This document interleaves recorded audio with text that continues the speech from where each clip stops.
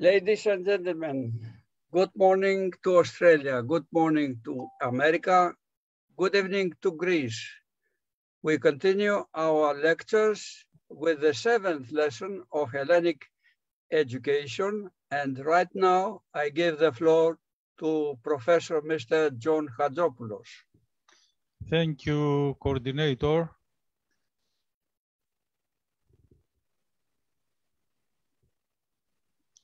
Welcome to the Hellenic Education Lecture 7.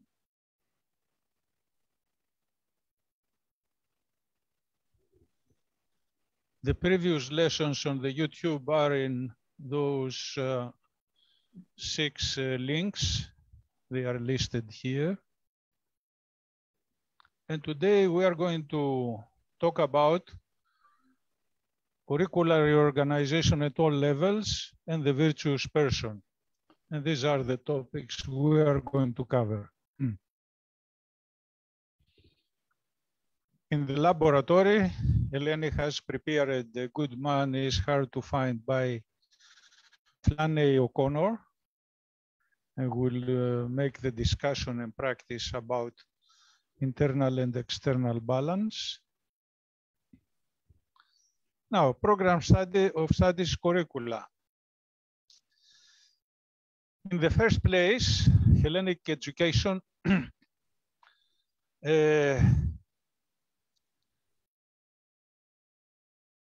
during the curricula is to provide education. Secondly, to provide training to those who are educated. And training is knowledge and skills. Usually, most of the people, they think training is the education. Education is what we said about different things towards the virtuous person. Now, one very important thing to talk about education is philosophy, which must be considered the mother of all sciences, that contains all sciences. And therefore, the program of studies, they have, the first thing is to provide education, and the second, training. And through the training, we have to consider philosophy and didactics. Didactics is good to be shared between lectures and the laboratory. I propose here 50-50. If possible, to have more laboratory and discussion. And in the laboratory, we do analysis of structures with mathematics and synthesis of structures with the informatics. And we are going to cover in detail all these subjects.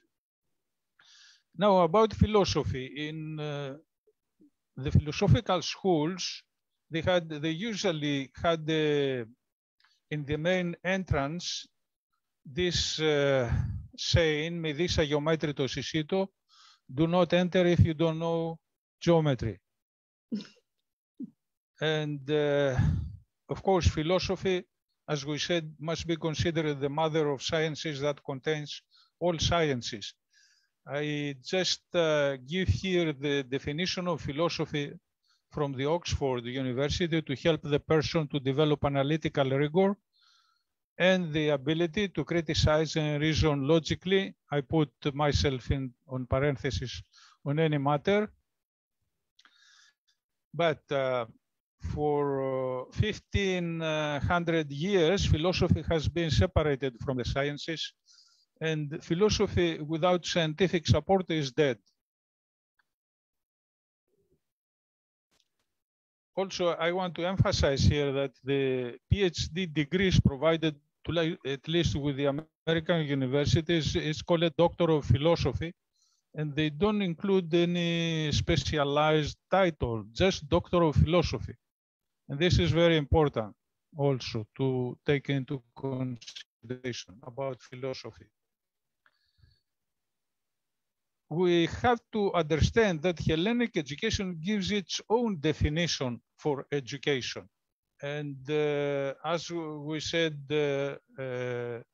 focuses on the virtuous person, but how is a virtuous person formed? And this is the first thing to talk about in Hellenic education. How does a virtuous person behave? And the philosophical basis for any subject matter taught in the school must ensure the proper use of acquired knowledge, not to be destructive. And this is a very important thing about developing the curricula. A basic condition of education is the clear separation of right from wrong with a specific measure of comparison. If the education cannot do this separation, then it's going to fail as it fails today, because it doesn't do it. With the Hellenic education, what we try to do, and in this course, is to get the best out of the available material of ancient Greek philosophers and go a step further, advance philosophy one step further, using mathematics, science, and technology that the ancient people they didn't have. Based on such advance, to develop material to cover current needs. And we are ready. Of course, we don't do that. Actually, we are ready to destroy the planet, because one of the reasons is because philosophy is dead. We have to have in mind that Hellenic education unites people under the virtuous person, having internal and external balance. All Asian philosophic schools use such bases like sufficient logic, like internal balance. Metron Ariston and Miden Aghan, which is the optimum within bounds actions, external balance, we name it.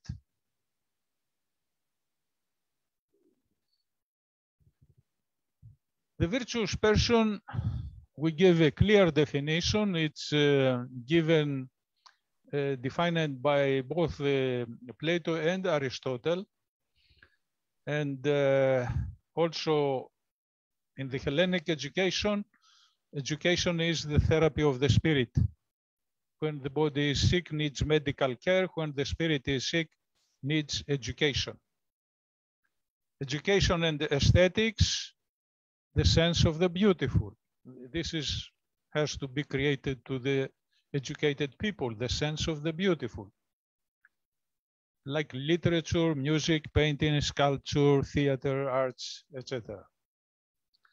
Education also must be in harmony with nature.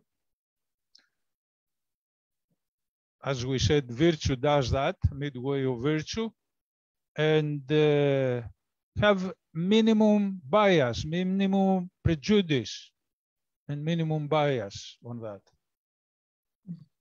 In nature, we said that we have rules and laws. The laws are mandatory. The rules have tolerance, limits, and exceptions, because in order to have evolution and diversity and freedom. The rule of balance contains all the rules.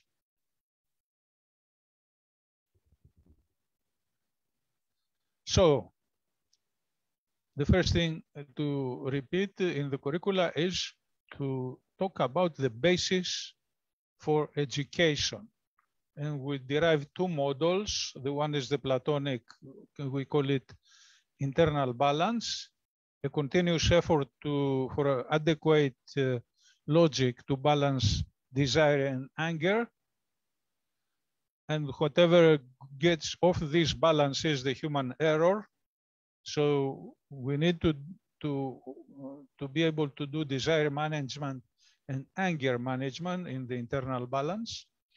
And the second model is the Aristotelian, we call it external balance, that has to do with the actions, continuous effort for thoughts and actions not to be incomplete or exaggerated, but within the midway of virtue. And this is also whatever is out of these bounds of the mid space of virtue is the human error. Outside of these bounds, we have the evil, prejudice, and deceit.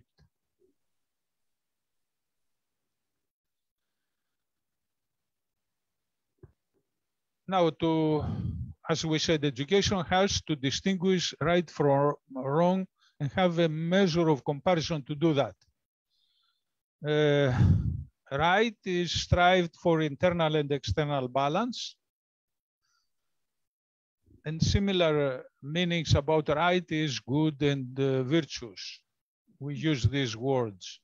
Wrong, we use the words wrong, evil, prejudice, deceit. It does not mean education without the clear separation of right from wrong with a specific measure of comparison.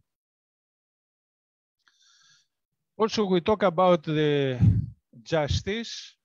Themis was the goddess of justice. And whoever disturbs the balance, Themis holds a balance as you see here. Whoever disturbs the balance, internal and external, it is the guilty one. And this is the measure of comparison, very simple. But people, they do not understand it or they don't learn it in the official school.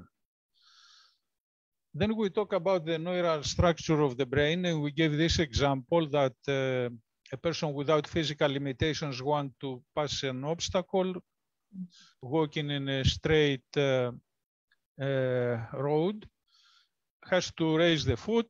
If the foot is below the obstacle, is going to have a false step. If the foot is too much, is going to overthrow the person.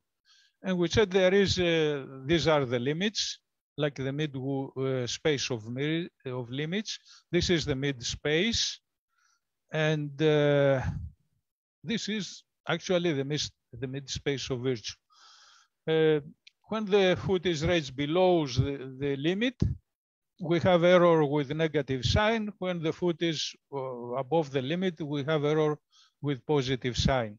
The error is from just losing an instant balance and recover, or having a serious accident. That's the reason the error goes from deficiency goes to minus infinite, and the excess error goes to plus infinite. Over here, we gave some definitions about the clear definitions of boundaries of right and wrong. These are the two boundaries. Also, how the brain is based on neuron structures, and we know neurons for simulating them in the computer, how they behave. Also, biological, we know how they behave. So the first time someone who doesn't know how to walk over obstacles may have a false step, but the second time there will be a training to the neuron structure and will have no problem. And also wrong and right here coexist. We may define the absolute correct, the average of all correct passes over the obstacle. So right and wrong coexist, and we say that within the mid space of virtue, we have the acceptably correct, and outside is the wrong. A point where the error value is below a threshold limit, these are the boundaries. Also, this midway of virtue might be the mean value as the absolute correct. We said the average, and the boundary limits is the variance. There is within this mid space of virtue unlimited freedom within midway, and we said that freedom is to have alternatives. And here we have almost infinite alternatives how to pass correctly the obstacle. Now, if someone has a false step here without being healthy and doing it on purpose, this is what we call it bias or deception, or a false step could be also someone who is not educated, uneducated will have a false step. Then we talk about internal balance, and we gave all these definitions. I'm not going to go again. We have gone through this in detail. And the space, the mind space, a three-dimensional space with desire, anger, and logic, and any mind state, MS, has three coordinates, LDA, according to these three axes. And we can draw the, we can add the desire and anger and find this balance in logic, and put the balance in logic here and compare to the current logic, and the difference gives us the human error, as you see here. This is also very important by using mathematics to know how to calculate the error.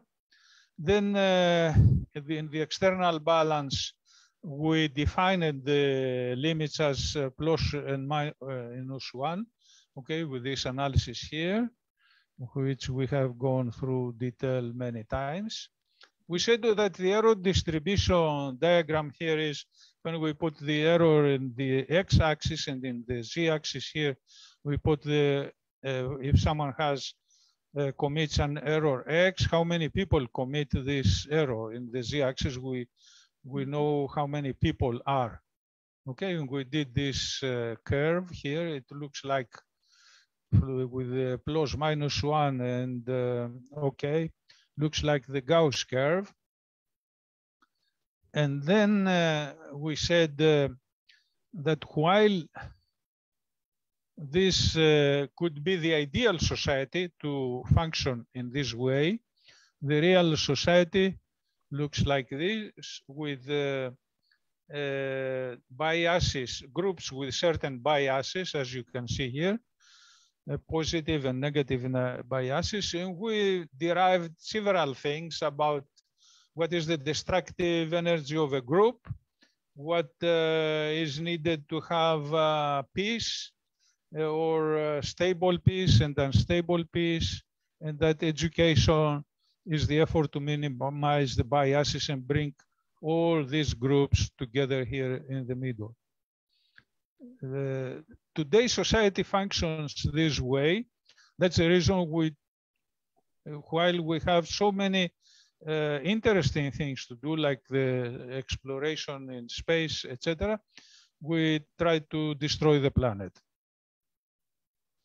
And the prejudice maintenance groups, we have prejudice groups like ideology movements, parties, political parties, religions, and sects of religions, sports, race, color, sexual preference, and recently with the vaccines. And the groups, they maintain these prejudice groups, are those they use the divide conquer rule, the media, usually those who control the media, universities and schools, various various secret and open societies, clergy, etc. Now, one problem is we talk about the elite, that because they are totally out of balance, they carry a tremendous responsibility for any wrong happening in this planet. And we have to wake up to understand that. And again, they manage to maintain this misery in this planet with all these things they have in their possession. With the mathematics, we managed to draw the curve of the function of wrong and right.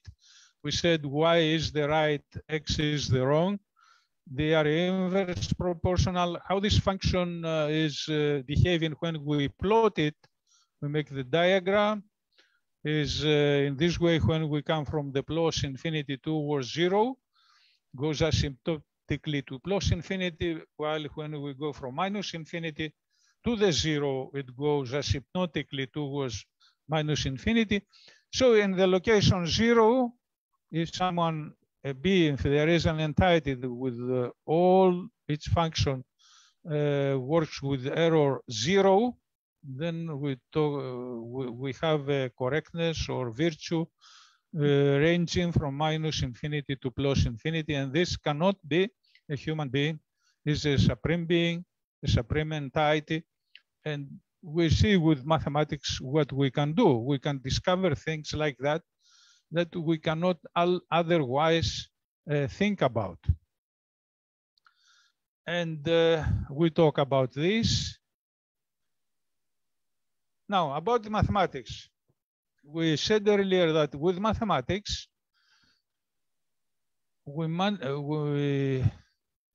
managed to extend our intellect and do analysis of structures, establish relationships and graphs.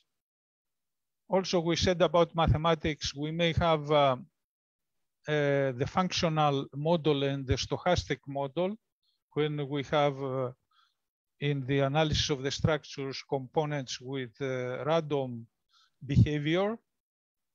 In the mathematical analysis, we analyze a structure into parameters or components or variables with certain domain, each one of them. And then we establish relationships, usually with equations between the parameters. These relationships help us when some of the parameters are known to calculate some others which are known with the relations. And also we are able to see an optical view of how these mathematical functions, they behave by making a graph, how the parameters visually to our eyes behave.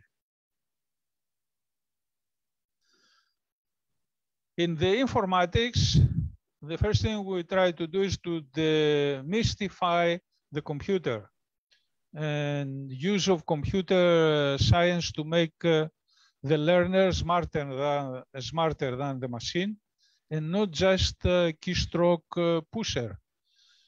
Also, to be able to be smarter than the machine, must learn how to develop software.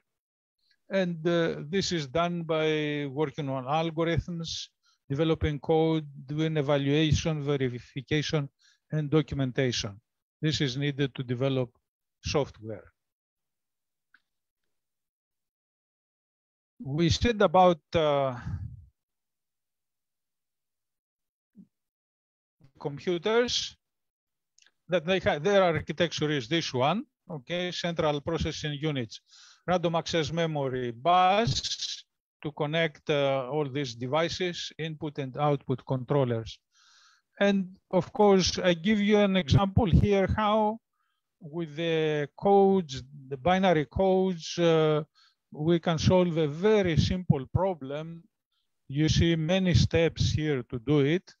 If you work with the machine language or assembly language, and how easy you do it if you work a higher level language like BASIC, C, Fortran, whatever else.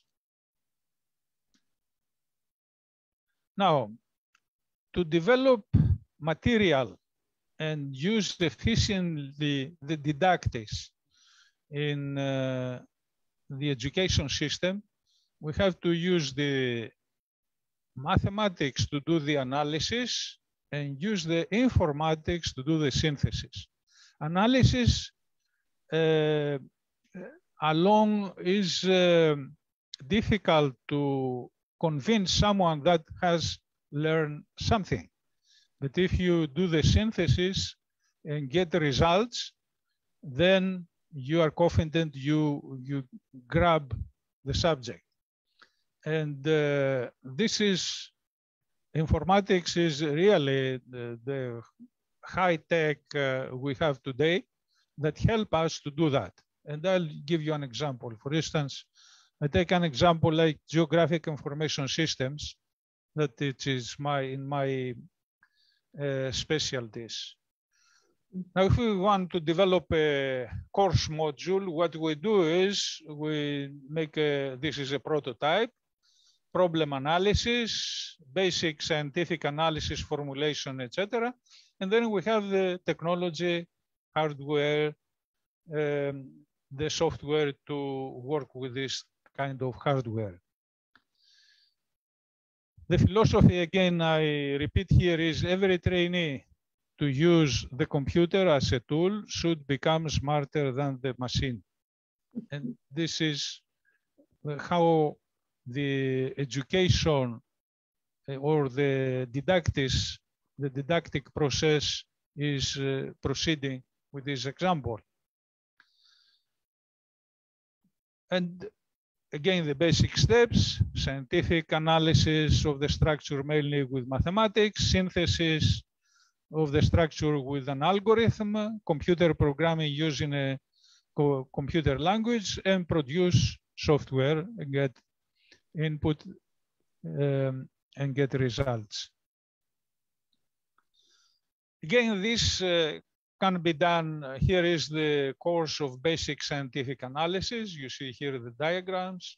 We have the unlimited depth of knowledge, and we pick up out of this science whatever we need to solve the problem, formulate the problem, and then based on this scientific analysis, we go into the technology here, the computer, the software, and develop do the synthesis, the composition, and get the results.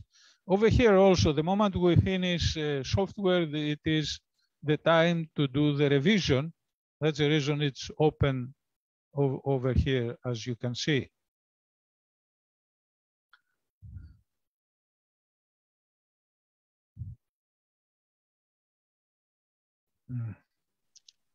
Yeah, if I leave a little bit. Okay. Well, now the course module. Here is the learning time diagram for trainees and professionals. Again, the first thing we have to take care in a course, in a subject, is to provide education. Okay, as we said, the internal and external balance, so that the knowledge acquired with this module or any unit of learning is going to be used correctly for constructive purposes and not for destructive purposes. And then we go into the analysis, presentation, lab assignments, evaluation, testing. Now, for the student, a class has a beginning and an end. For the professional, has a beginning but never has an end, has to be continually trained. And I have here an example I can give you. I did working with geographic information systems. Actually, this is the so-called digital terrain models. Because the Earth surface is very complicated, this is an example. This is a piece of the Earth surface. What we do is we put a horizontal grid with square cells, as you can see here. This is deformed because it's in a perspective view, but the cells here, they are really square in the horizontal grid. So we put this grid, and in each of these cells, we measure the elevation at the 4 nodes. Actually, what we do in the computer, we put the coordinates of this corner here, the northwestern corner, and how many rows and columns has this grid, and how much are the dimensions of the grid cell. And then we put just the elevations. We put the elevations of the first row, the second row, the third row, etc. And this is what we have in the computer.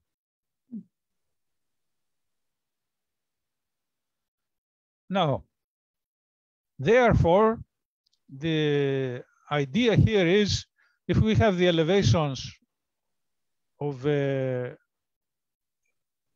grid cell, and this grid cell, the dimensions could be, for instance, for meteorological studies, from 1,000 meters to 100,000 meters, the dimensions, or if you do topographic mapping, could be a few centimeters, the dimensions of this cell. And what we do, we have the elevations at the 4 nodes. Based on these elevations, we can derive within the cell a function that calculates the elevation at any point within the grid cell. Z is the elevation you see here, and this is the equation that gives the elevation. These coefficients, A4 coefficients, are derived from the 4 known elevations at the nodes with this equation. Of course, for you may be difficult to understand these equations, but it doesn't matter. What matters is no matter how complicated is the problem, we can always simplify with mathematics, either with this equation, which looks complicated, or this looks more complicated, or a simplified one like this, okay, which is much easier. The moment we say I put the cursor like here, okay, at that moment I define the UV coordinates in a local coordinate system. You see the U axis and the V axis. So immediately having this UV known, then I can, and these coefficients known because of the elevations at the nodes, I can calculate the Z.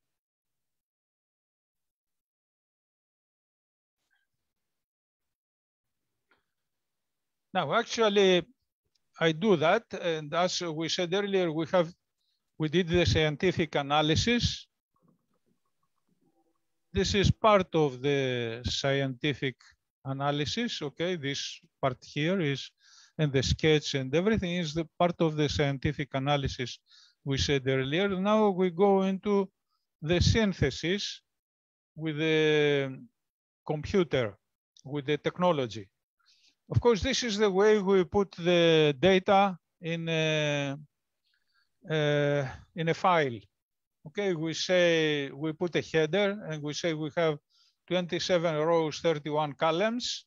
These are the coordinates of the northwest corner. This is the opening of the grid cell, 10 meters by 10 meters. And then the elevations, the first row, the second row, okay? We have now this analysis here to calculate if we know the row and column of a specific cell, we can calculate immediately the X and Y coordinates, okay, with this data given here. Also, we can calculate where is the elevation, because the elevation, we have to know from the beginning, from the first elevation, which one is.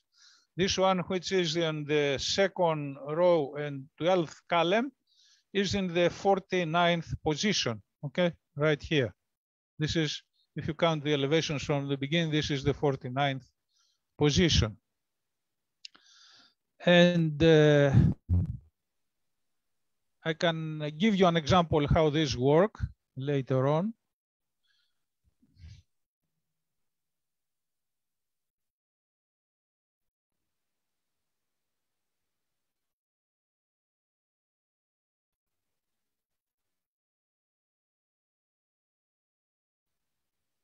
Now, regarding this method of didactics, I give you some results. This is my student. You can see him in the lab, and this is me at Fresno State. Okay, and I found in 2006, he was the keynote speaker in the SPRS annual conference in Reno, Nevada, together with an astronaut. Actually, the astronaut in the space shuttle was taking pictures outside the space shuttle, sending to the Earth to my student, and he was calculating which tiles on the space shuttle had the problem, using what he's been taught here in the laboratory. And here is a picture of us. In conclusion, I want to say that central core knowledge are the courses, philosophy, mathematics, informatics in any curricula. And the university schools of philosophy must reunite philosophy with all sciences, particularly with mathematics.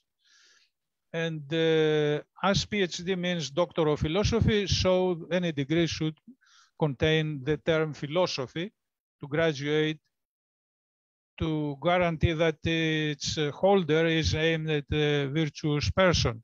For example, a high school diploma in philosophy, a degree in philosophy, a master's degree in philosophy, a doctoral degree, etc.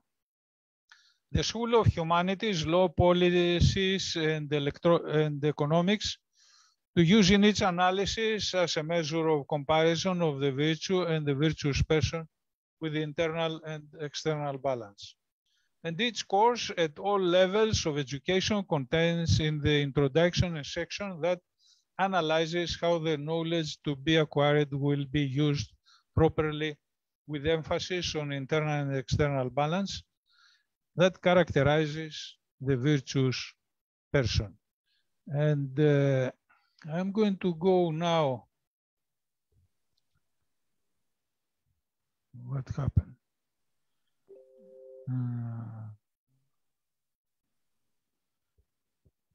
Okay.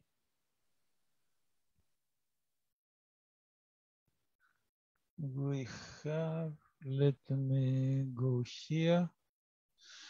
I'm going to show you. Do you see it? This file with the numbers?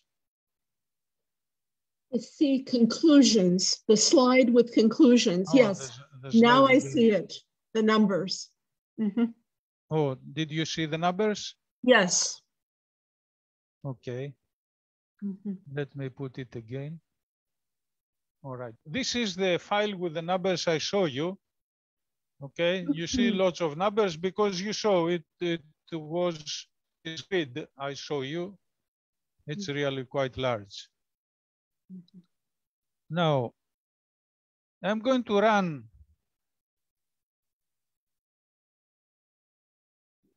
this program. Okay. Do you see it? Yes. And enter this file name there.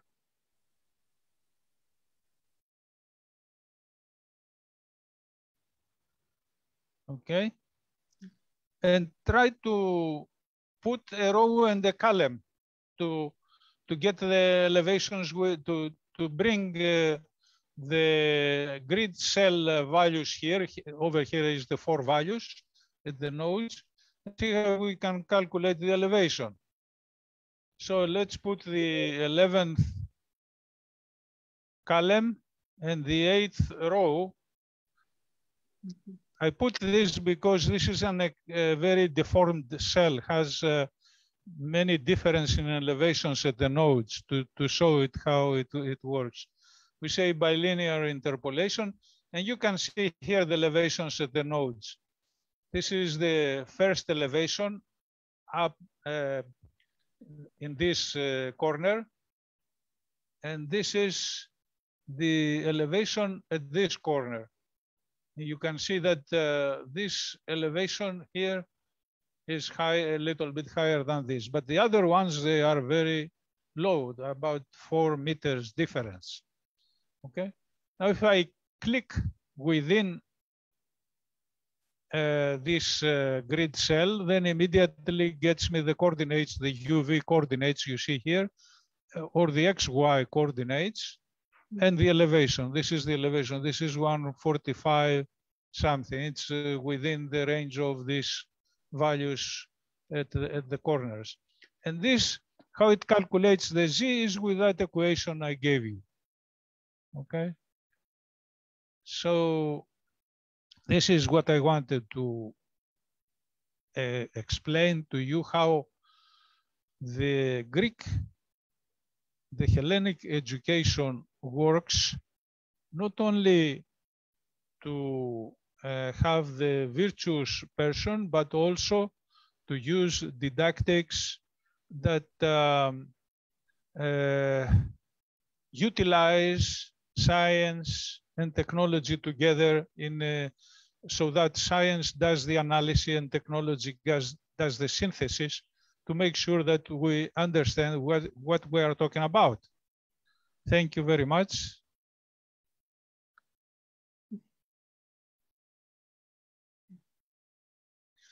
And the floor is to the coordinator.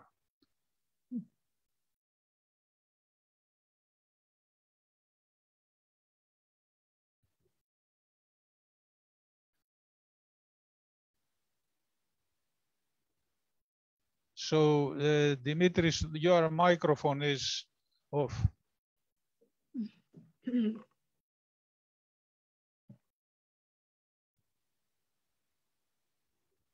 Open your microphone, Dimitri. But I have some problems. Okay. I thank you very much too. And I would say that we are fortunate to have you as a teacher, like your students who excelled at NASA. And now we shall go through the laboratory. I can continue with the story we have today. The grandmother, the protagonist of the story, is a woman who seems content to live with her son Bailey, her bride, and her grandchildren. She is very proud to be a lady.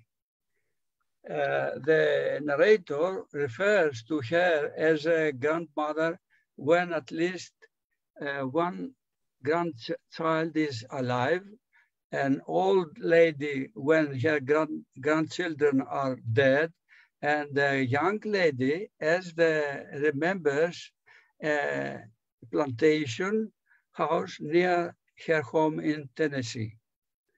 The central conflict to the story is between the grandmother and the misfit, her killer. And in a dialogue that takes place with Bailey, his wife and children, and shot in the forest, not far from the two characters. The grandmother never turns her critical eye to herself to inspect her own hypocrisy, dishonestly, and selfishness.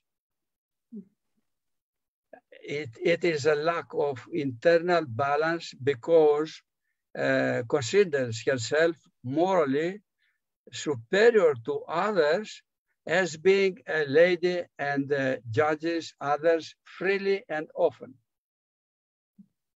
When misfit systematically kills the family, the grandmother does not once beg him to pity her children or grandchildren. However, she begs for her life. This is an exaggerated internal balance because she cannot imagine the inconvenient wanting to kill a lady.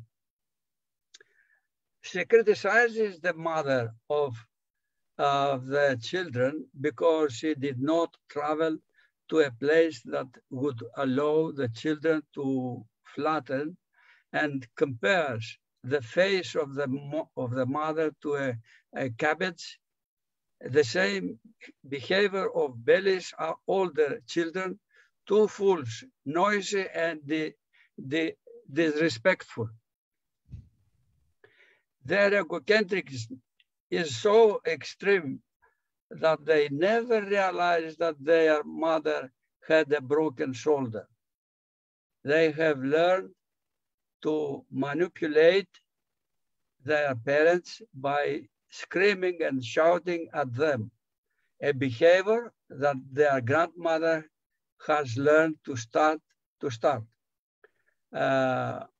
Unacceptable, the destructive behavior of a grandmother that exceeds all limits of logic. Only when she is faced with death in the last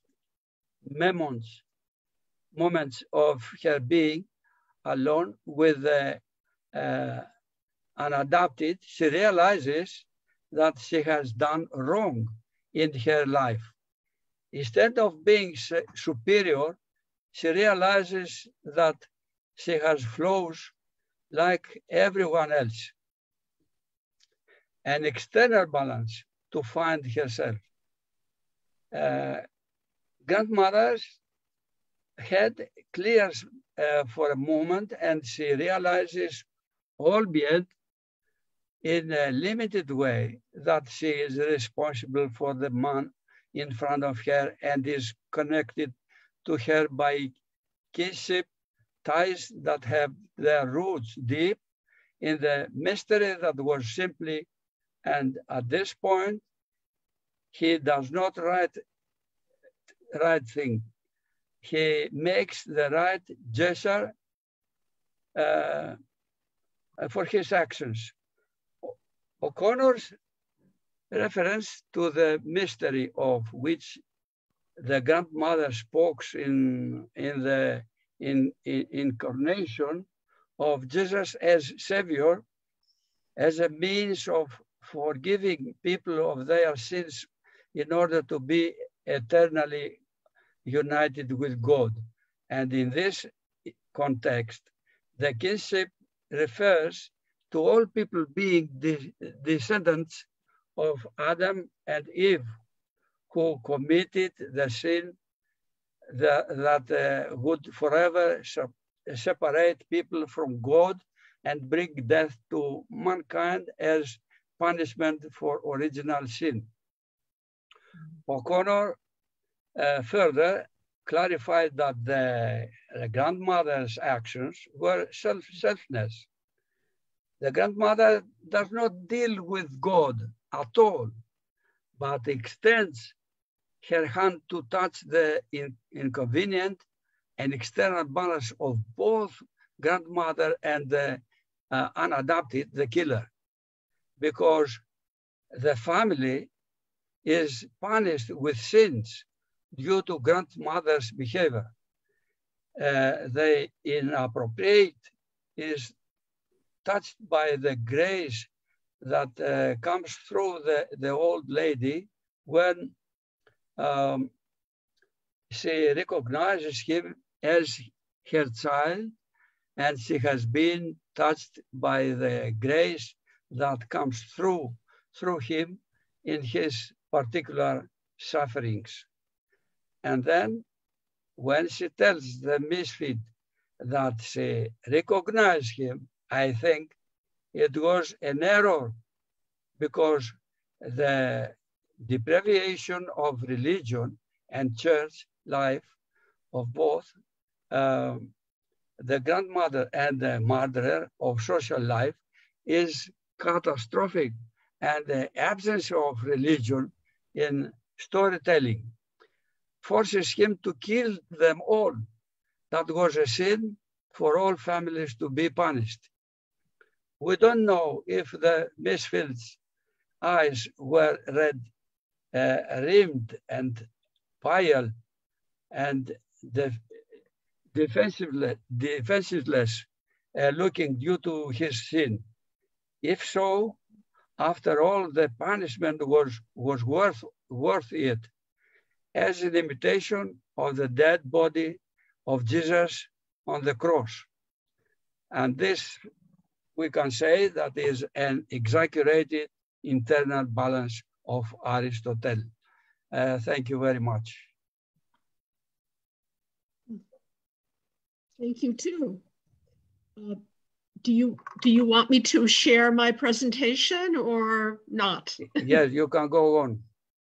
Okay, thank you. Let's see. There we go.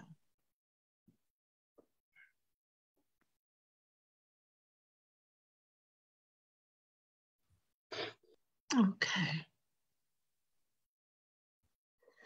So thank you very much, Professor Hadzopoulos. Thank you very much to the coordinator for his very, very interesting summary of the of Flannery O'Connor and her short story. I confess that in the years that I've taught this short story, students have told me how difficult it is for them to imagine the events that occur. But gradually over the years, they have come to assume that these kinds of actions are far more common than in the past. I can't really comment on that, but I can comment on the characters, their behaviors, and try to see the relationship between how they are behaving and how they are out of balance with the great philosophical traditions of the ancient Greeks. So let's begin. A good man is hard to find. Even the title itself is fascinating. Somebody told me once that it should be retitled, A Good Woman is Hard to Find. And I confess that this person may be right. Both a good man and a good woman is hard to find, especially in the context of this short story. A little bit of background into the location, the area of the story, because like any work of literature and humanities, the context is very important. The context is a pre-civil rights era geographical location of the southern part of the United States. In particular, we are in Georgia, the early 50s. This is the post-World War II generation. We have not arrived at the Civil War yet, the Civil Rights era yet. We are still dealing with the aftermath, I should say, of the Civil War, which was a particularly violent and disturbing and revolutionary era in the history of the United States. As a matter of fact, the grandmother mentions Sherman's March when she's talking about traveling in the car with the family. She's talking about Sherman's March. And General Sherman, if you're familiar with Civil War history, was a general for the North who marched with him and his troops marched through Georgia, destroying everything in their path. As they continued their march, they came to Savannah, and a very interesting and wonderful film was made of this particular era called Gone with the Wind. Flannery O'Connor is an author who deals with the grotesque. And I've used the word grotesque because it describes imbalance. It describes extreme imbalances in human behavior. I think we can also discuss the fact that the society itself is in balance. It's difficult for humans to live a peaceful, loving, wonderful life when the society itself is based on traditions and behaviors and ideologies that are grotesque. So how can we accuse the grandmother? How can we accuse the misfit? How can we accuse the parents when the society itself supports their behaviors in one way or the other? In each story of all of her stories, in each story, an action that is totally unexpected, yet totally believable. This is what she said about her own stories, O'Connor. And they are totally believable within the context of the society. Go on a little bit here. I don't need to review the plot summary, as you've already read the story. It is sometimes difficult for those who read Flannery O'Connor because she is a Southern writer and she writes in the dialect of the South. There are many times phrases and vocabulary that are difficult to understand for non-native speakers of English, but also for non-Southern dialect speakers of English and readers of English. Here I have a picture of the plantation house that the grandmother, it's not the one that she's referring to, it's just an old abandoned plantation house that the grandmother was so intent. She was so intent that the family return and go up a dirt road in order to visit the kind of the dream or nightmare of the past. In her mind, it was a dream. This is how she pictures the South, as some kind of orderly, beautiful, classically ordered and logically delineated society in her mind. Of course, we know better. It was not. Even the Southern plantation owners themselves believed that they were preserving an element of the classic past in the architecture of their buildings, in the way they behaved with one another.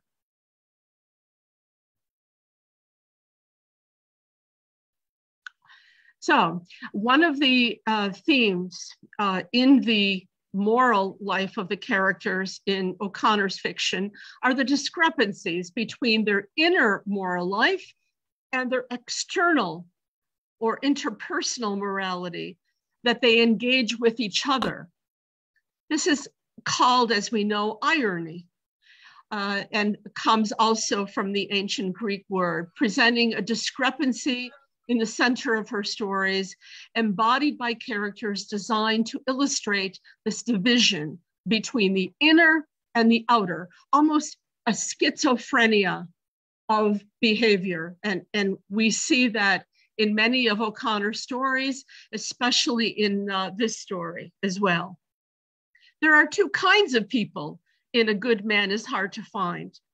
They are morally speaking, they are virtuous, those who know they are bad people, and those who are bad and yet who persist in believing they are good.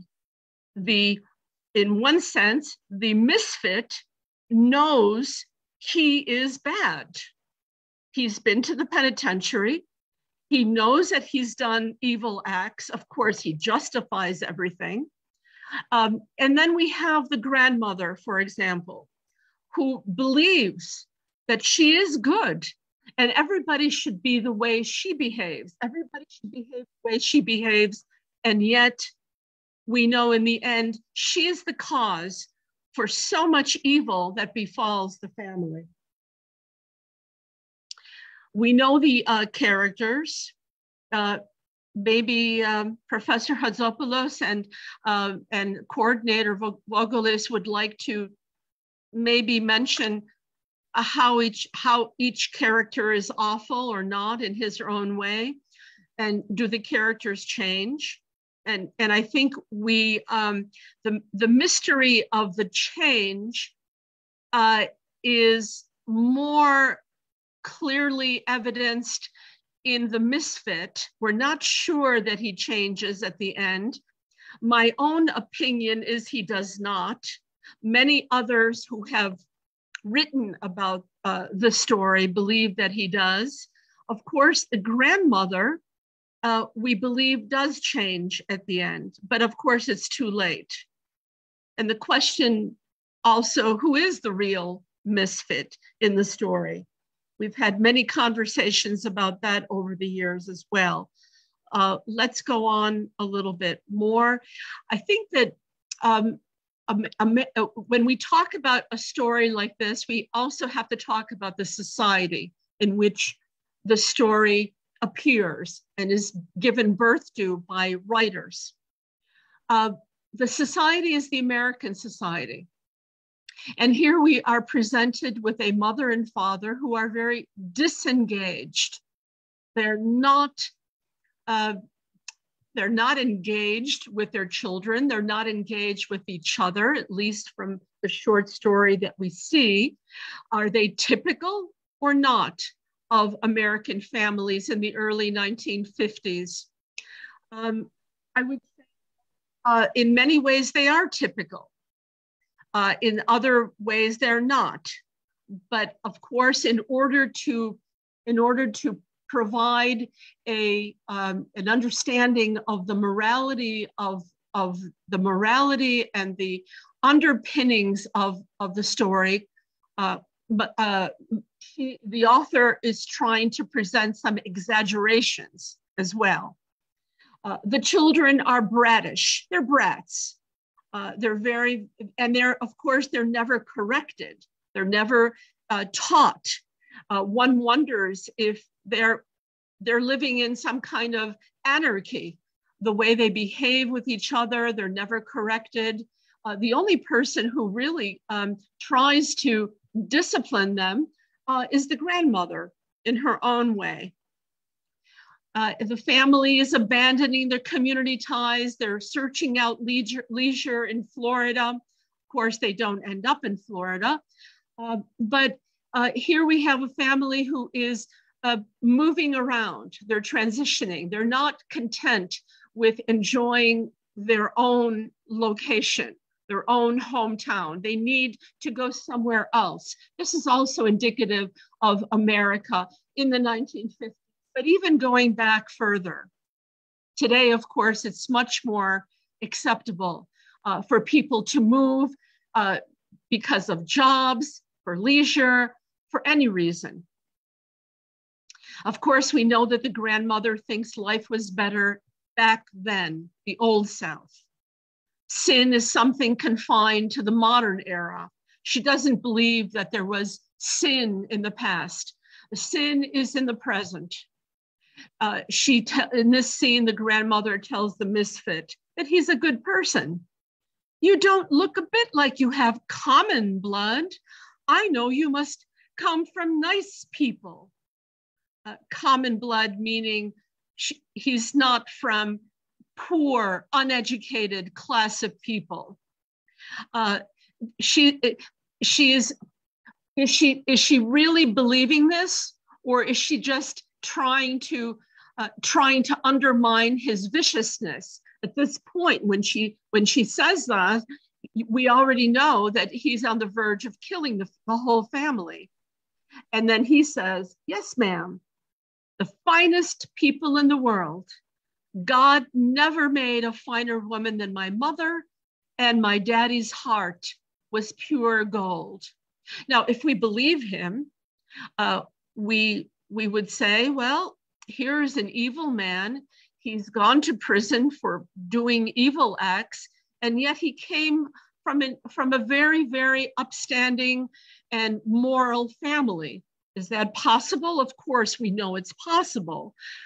Can education change a person like that? I don't know. Let's continue.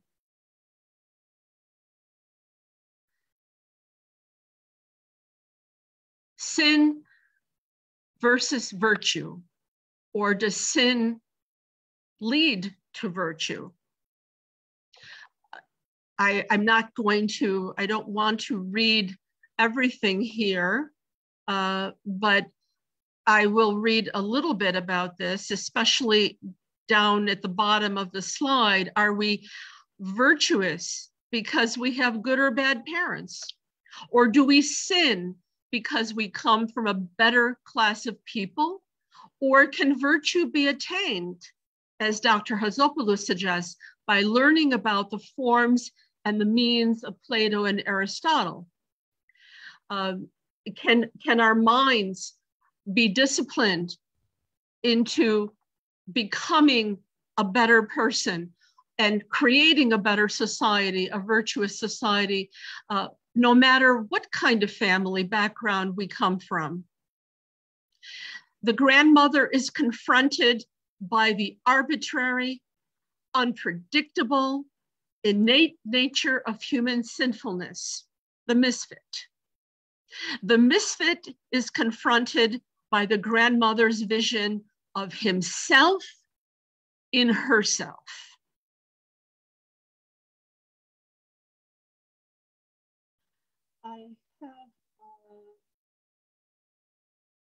I think that we can also look at these two important characters as doubles.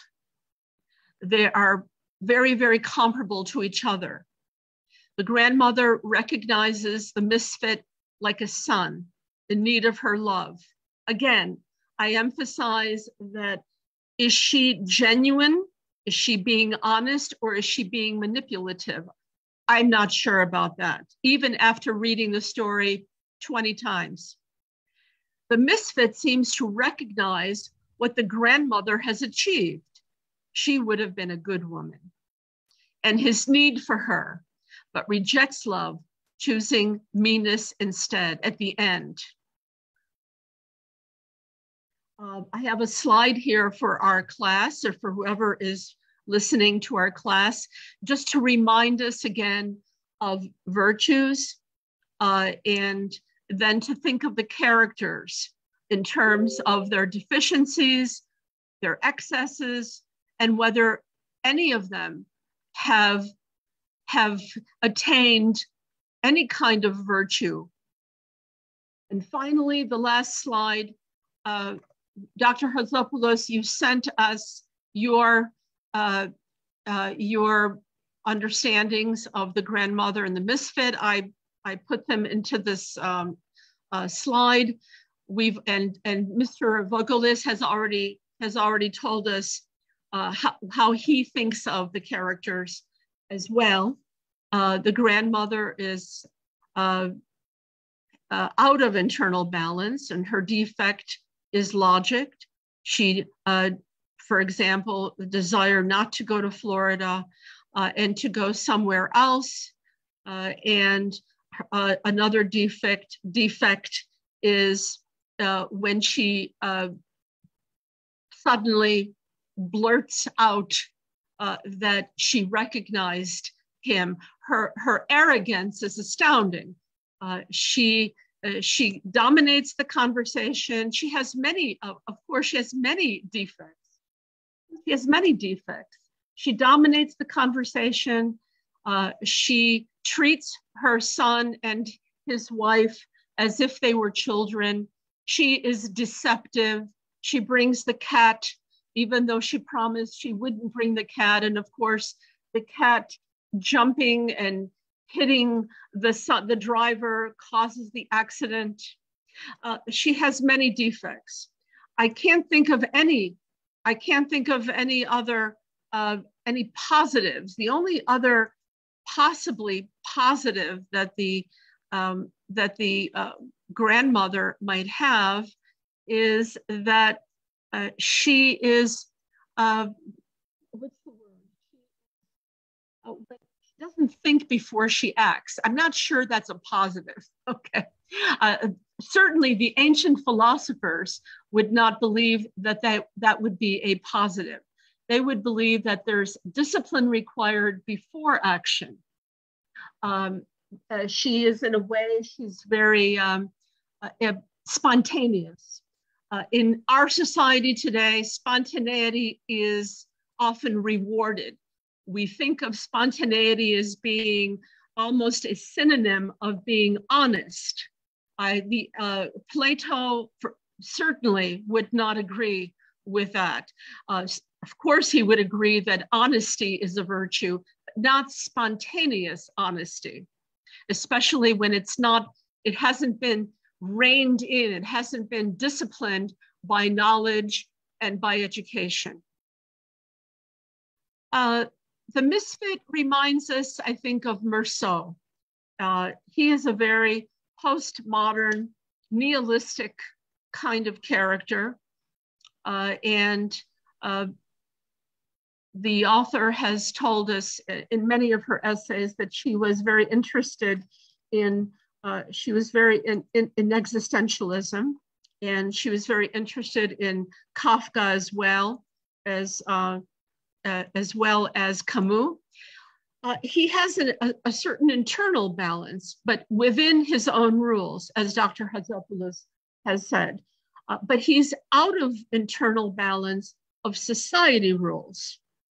I'm not sure why the society that he is coming from, he tries to justify his behaviors, his crimes, by believing that he was punished unjustly, that he went to prison, they told him for killing his father, and he insists that he never killed his father.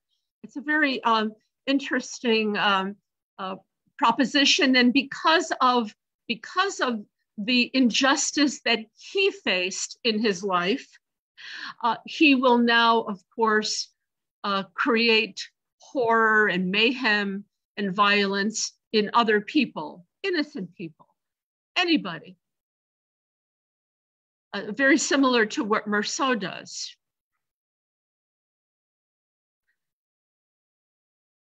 And another comment that I think is very important that also Dr. Hadzopoulos has mentioned, that he is a tragic figure, and I agree.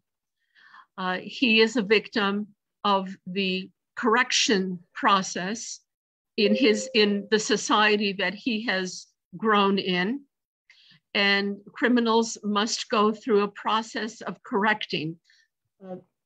And there are, I think there's something to be said for that people need second and third chances. However, on the other side of that coin, we also believe that we must be able to, innocent people must be able to protect themselves from people like the misfit.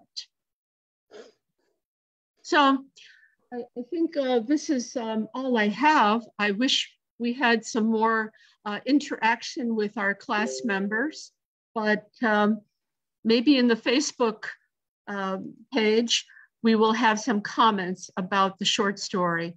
Do you have any other comments, Mr. Voggelis and Mr. Hadzopoulos, about this, I think, difficult short story for many people? Let's hear first the professor for his comments, and then I complete. Yeah, thank you very much, Lenny. Yes, what is happening here and what I try through the Hellenic education course to work out is another vision of what is going wrong. And we have to start from instead of analyzing psychology, society, what he did and what he does and all of this, we have to two measures to see what goes wrong. And this is the internal and external balance. Who disturbs the balance? This is the measure to draw conclusions. And we going to the end, or the entire story starts with the desire of the grandma. The desire, her desire is to go to Tennessee. She cannot control her desire. She lives in a family, but she cannot control her desire. And this desire leads her to behave this way, and particularly to go off the road and get to that hypothetical house, which she later on understood that wasn't there, but was in Tennessee, that house. Okay, so, and here external balance also to recognize loudly the misfit. Yeah, this, I mean, it's supposed to be an older person to be more wise, to have some accumulated wisdom to understand that. And she does that, and this contributes to the execution of the family. So now the husband also, the problem with his starts with his anger with the kids. Okay, he's angry and he doesn't have the balanced mind not to go off the road. He could he pull out correctly, start discussing, and he could start a story to tell the kids that they will find another house down there better than the one Grandma described. I mean, he could find a story, you know, to calm down the kids, not to create problems. And also, the moment he entered the dirty road, he should immediately go off. So that was his problem. And we have all these bad events. Then we have, of course, Misfit has his own rules. And in his own rules, he's perfect. But in the society rules, he's out of balance everywhere. In his rules, he has internal and external balance. He does everything the way he is supposed to do with his rules, but with the society rule is totally out of balance. Now, why he got to prison, etc., it doesn't matter. The matter is that the prison or the corrective system has to be in such a way that to punish people, not to leave them unpunished, but to give them, through the punishment, the opportunity to get some equivalent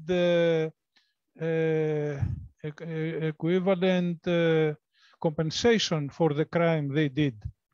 For instance, like working in agriculture and giving the all products of these years they grow to the people they hurt. There are many ways to do that. And at the same time, have this, say, education process to understand what is better to do for himself, to have a quality in his life, the rest of the life. For the wife, I said that she's internal and external balance, totally balanced. And she, right away, she very, I would say not enthusiastic, but without bringing any resistance, she wanted to join her husband. She knew what was going to happen joining her husband. Okay, because her husband had told her that this is going to happen. And what I want to say further is about the society and the education system. Teaches us all these things to analyze,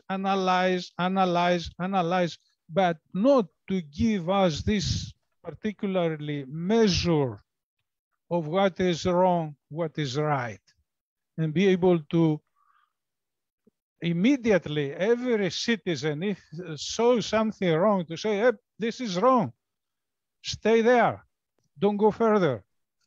And this is the education system.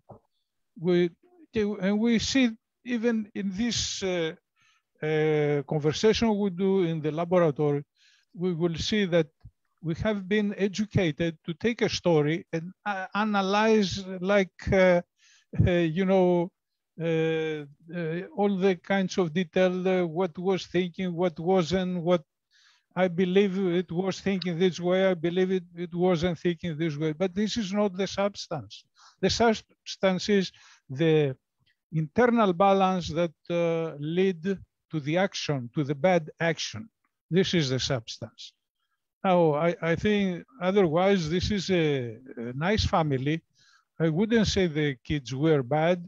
Of course, like kids, they behave the way, usual way kids behave.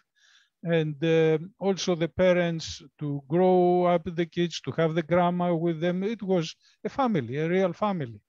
And I don't see anything wrong with it.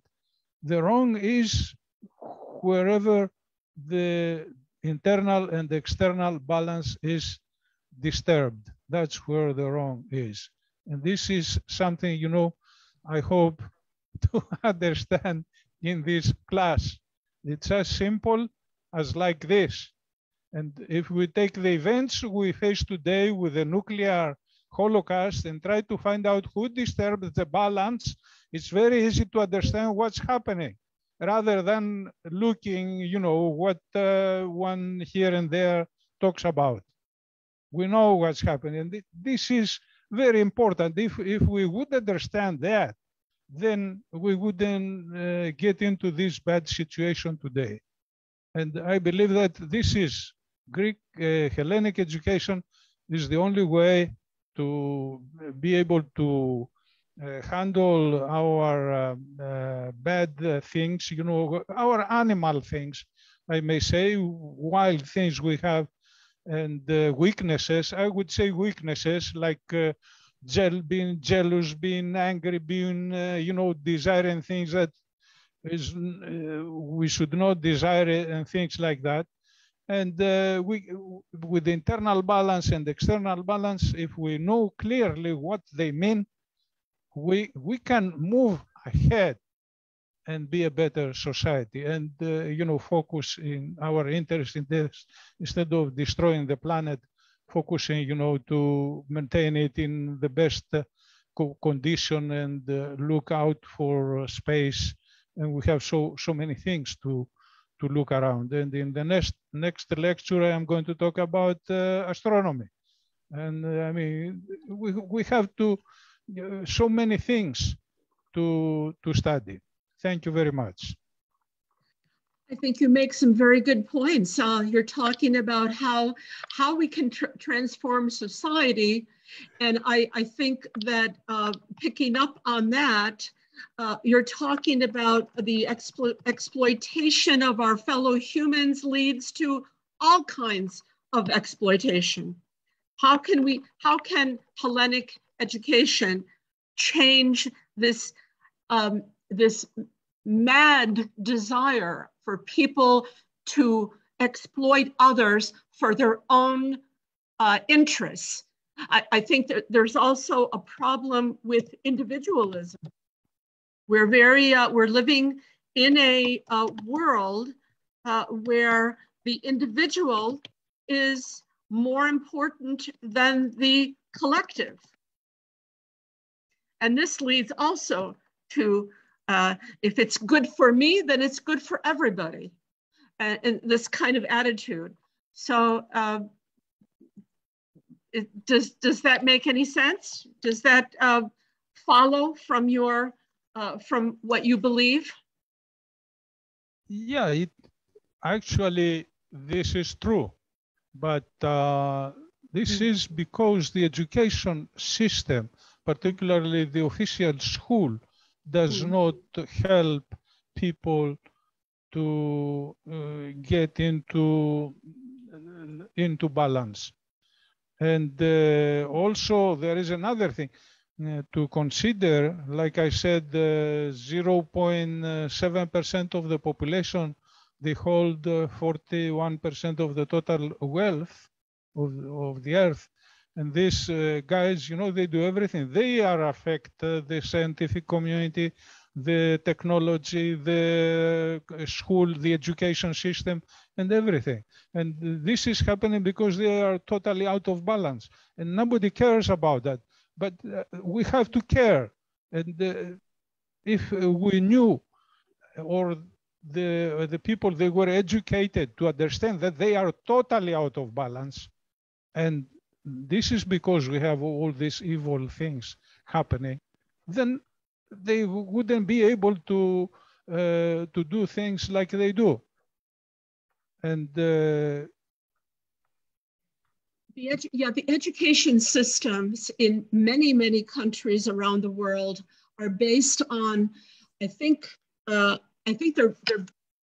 they have arisen out of a world after the Enlightenment, and I'm going to use that word because I think some good things came out of the Age of Enlightenment, or even going back further, the Renaissance period, but also some very negative things happened to the point where today education is not educating anyone, it's training people to work in a system which continually replicates itself and which is a very negative system, I think. It's not educating. We have students who are graduating and can't write, but they know how to text. They can't think logically, but they know how to behave and know what they want, not what's good for everyone, but what's good for them. These are the kind of students that the education system is developing and is creating. It's a very destructive situation. All I can say is I hope that what you are proposing can help change. There are some schools, of course, not all of the education world is headed towards this kind of failure and mediocrity, but let's see what happens. Okay. Thank you. Well, Dimitri, you have the floor. Okay, I can say that Greek education with the two models of internal and external balance, if applied to education, the results will be wonderful and society will be virtuous. This is my opinion. Thank you. Okay. I think we have finished now. We have reached the end, and we shall say good night for tonight. And the last lesson should be next Saturday. I don't know. I think it's there are 2 more lessons. Okay. Or okay. 3. Okay. We shall meet again on Saturday at the same time. Okay. Thank you very much, Ellen. Ellen, you were very explanating to explain us the whole history, and in details you gave us the meanings of the characters. Thank you very much. Thank you. Bye-bye. Yeah. Bye-bye to everybody. Odi, good night. Good night to everybody.